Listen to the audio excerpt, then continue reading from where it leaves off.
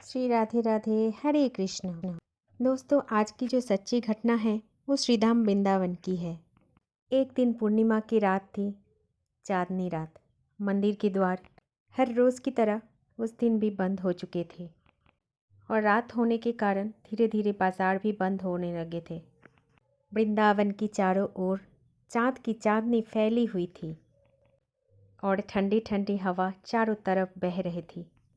उस समय इस प्रकृति को उपभोग करने के लिए कुछ लोग पास में एक पान की दुकान में खड़े थे और उनमें से एक व्यक्ति अपने घर की ओर चले गए, क्योंकि उसने देखा कि रात के अभी 11 बज चुके थे।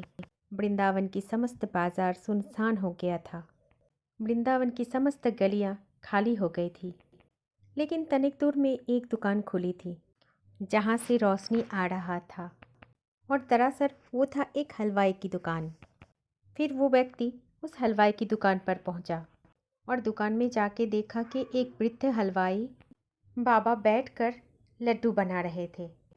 फिर उस व्यक्ति ने बाबा से पूछा, बाबा, इतनी रात में भी इतना मेहनत कर रहे हो? अभी तो घर जाने का समय हो गया, बहुत रात हो चुकी है और बहुत देर भी हो गई। ये बात सुनकर बाबा ने मुस्कुराया। अरे बेटा, पापी पेट का सवाल है। सुबह किसी का ऑर्डर पूरा करना है, इसी कारण मैं लड्डू बना रहा हूँ। वो व्यक्ति हरे कृष्ण और राधे राधे कहता हुआ चला गया। ये सुनकर बाबा हल्की मुस्कुराई और फिर पुनः लड्डू बनाने में व्यस्त हो गया। थोड़ी ही देर बाद अचानक उनको ध्यान आया कि वो तो रोज़ मंदिर बंद होने से पहले ठाकुर जी के दर्शन करने के लिए जाते हैं, लेकिन आज तो काम में इतना व्यस्त हो गए कि मंदिर में जा ही नहीं पाए। इसलिए उन्होंने अपनी आंखें बंद की और मन ही मन बिहारी जी के दर्शन किए, ठाकुर जी को प्रणाम किए। और फिर जैसे ही उन्होंने अपनी आंखें खोली तो सामने देखा कि 10 साल का एक सुंदर सा बच्चा उस दुकान के सामने खड़ा था। बालक को देखते ही बाबा को लगा कि उस बालक के चेहरे में एक अद्भुत तेज था। उस बालक का रंग था सांवला, मनमोहक रूप था। उसके खड़े होने पर उस जगह में जैसे अनोखी आभा प्रकट हुए थे। ये सब कुछ देख के बाबा एकदम से चकित हो गया और मन ही मन पूछा कि इतनी रात को ये बच्चा कहाँ से आया। बाबा अपने मन ही मन में ये सब कुछ सोच रहा था, तभी बालक ने बोला, बाबा, बहुत भूख लगी है, लड्डू खाऊंगा। तब बाबा प्रेम से बोले, बेटा ले लो, तुम्हें जितना मर्जी लड्डू लेना है, इसके बदले में मुझे कुछ भी नहीं चाहिए। तभी बालक ने बोला, बिना कुछ दिए मैं लड्डू नहीं ले सकता। इससे अच्छा आप एक काम करो, मेरा ये कंगन रख लो और मुझे कुछ लड्डू दे दो, क्योंकि मुझे बहुत जोर की भूख लगी है और मैं ये लड्डू खाऊंगा। बालक की इस बात को सुनकर बाबा सोच में पड़ गए। फिर बालक की मन रखने के लिए बोले, चलो फिर ठीक है, दे दो कंगन। क्योंकि बाबा ने सोचा है कि जब बालक ये लड्डू खा लेगा तो बालक को उसके कंगन लौटा देंगे। फिर बालक ने अपना कंगन बाबा को दिया और फिर बाबा ने बालक की दोनों हाथों में लड्डू दे दिए।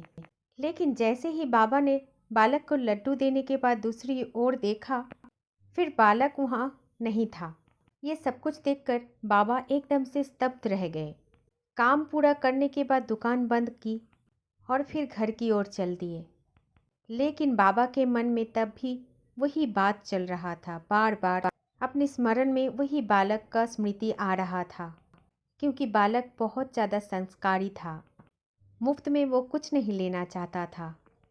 लेकिन इतने अमीर परिवार का बच्चा इतना भूखा कैसे था और अकेला ही क्यों आया था?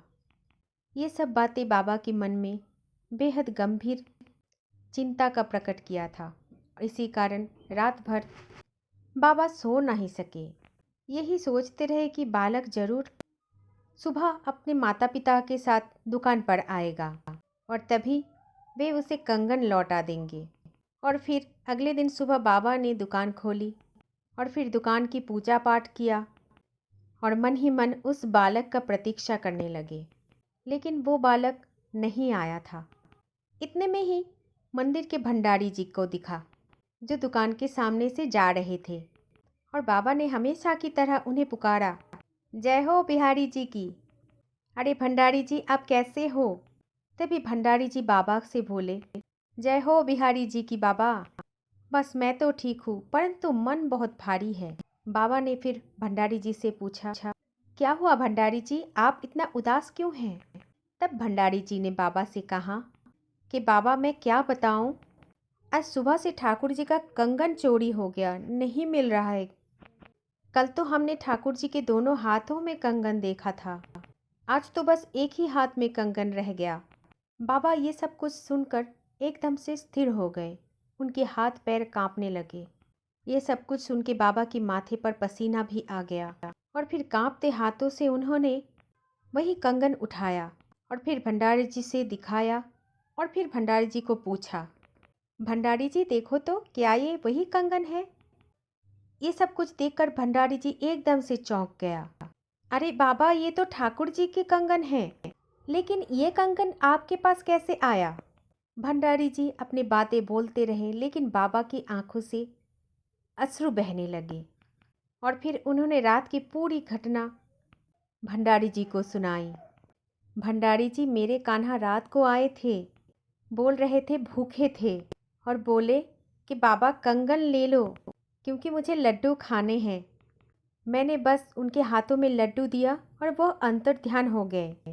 बाबा की मुख से ये कथा सुनकर भंडारी जी भी भावुक हो गए और फिर उन्हें ध्यान आया कि कल रात ठाकुर जी को तो हमने लड्डू का भोग नहीं लगाया था। और फिर ये सब सोचते सोचते वो तुरंत कंगन लेकर मंदिर को लौटे। उधर बाबा भी उस घटना से भाव विभोर हो गई और रोते रहे कि ठाकुर जी की यही तो माया है, जब भी सच्चे मन से पुकारो तब तो वो जरूर प्रकट हो जाते हैं।